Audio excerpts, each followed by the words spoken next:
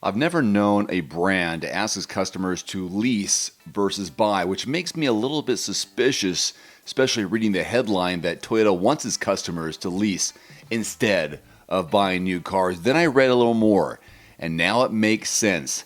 The brand's current leasing rate is half of what it needs to be and what it used to be.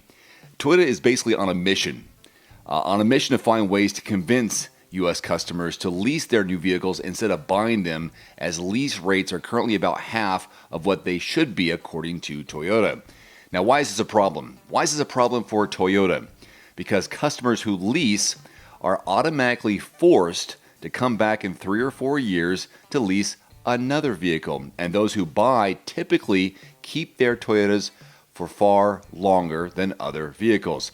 Speaking to Automotive News, Toyota's North American chief acknowledged it will take creativity, he says, to solve this problem as new vehicle inventory and reduced incentives continue, both making leasing a less attractive option. Would you rather lease or would you rather buy?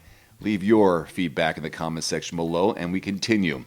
He says here, Toyota's leasing percentage right now is around 14% of total sales, and it would normally be near 30%. So it's 15%, he says, of business, which is now in a retail contract instead of a lease. This is a concern, he says, because a customer on a lease cycle is normally back in 3 years, and it's an automatic opportunity to release them a new car or sell them a new car. Because leasing is a core part of the industry's business model, Toyota can't afford to let this current trend continue.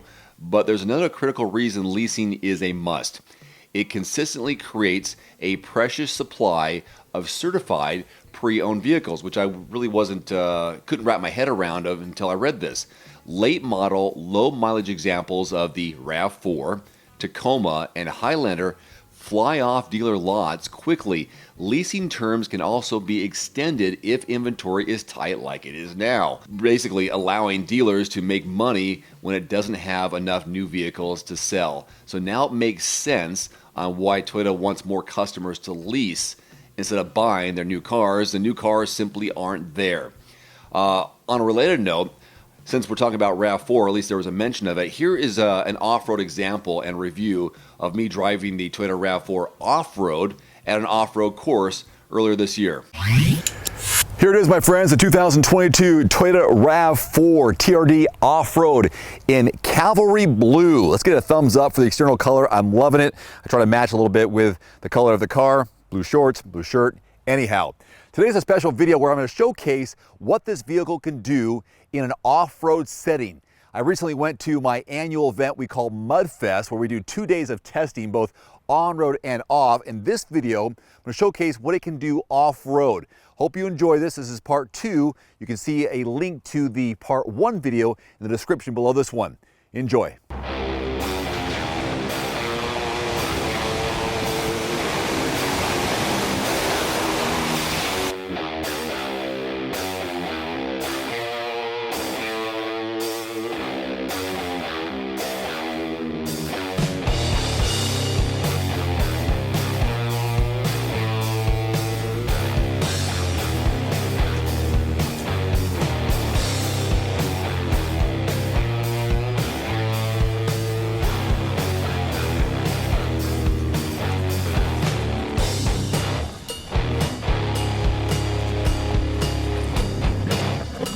It is time now for the off-road portion of this video. What we're going to do here is going to be less than 2 minutes, but it should be a good showcase for what this could do for you if you are so inclined. A little bit of a speed bump here, right hillside, logs, left hillside, articulation, river rocks. There you go. Let's get started. We are in, let me double check here, mud and sand or rock and dirt? Let's go rock and dirt. That's our drive mode. Which is good. This is not a super difficult course, but it gives you an idea of what you can expect, what you can accomplish, and what it looks like. Here we go.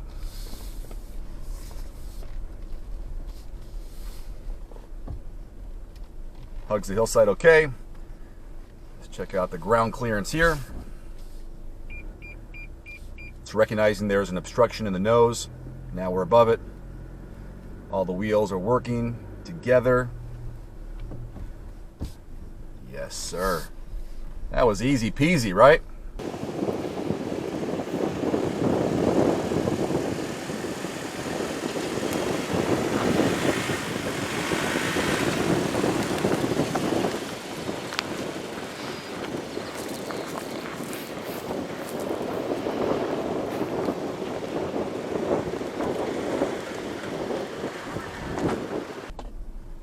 Now we'll go left side.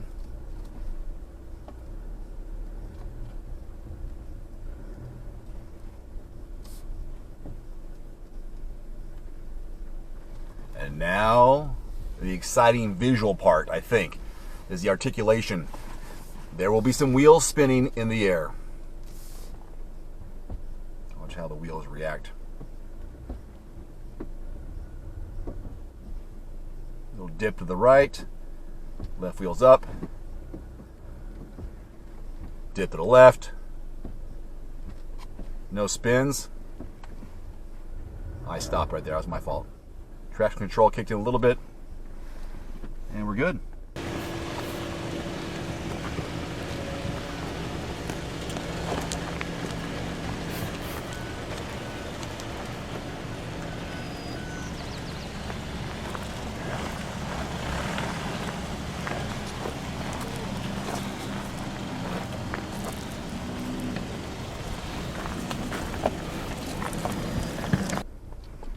See? That's what I'm talking about. 2 minutes demonstrating all the different angles that you could use or you might come across. And now some river rock. It's like more decorative rock.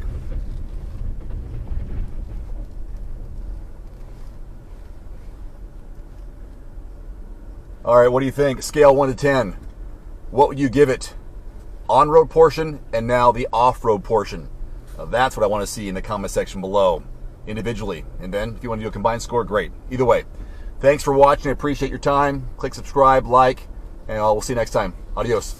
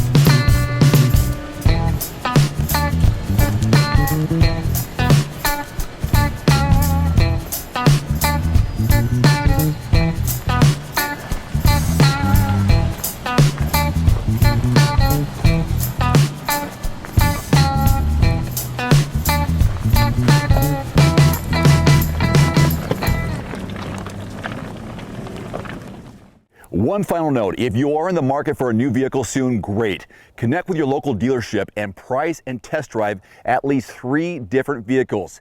A vehicle's strengths and weaknesses can only be discovered when you are behind the wheel. My reviews can be good, but you need to test drive these yourself. Visit quotes.everymandriver.com, select the make, model, and your zip code, and you'll get invoice pricing in your area on those vehicles. Shop smarter with price quotes at quotes.everymandriver.com. Thanks for watching. Please click subscribe and give us a thumbs up. See you next time.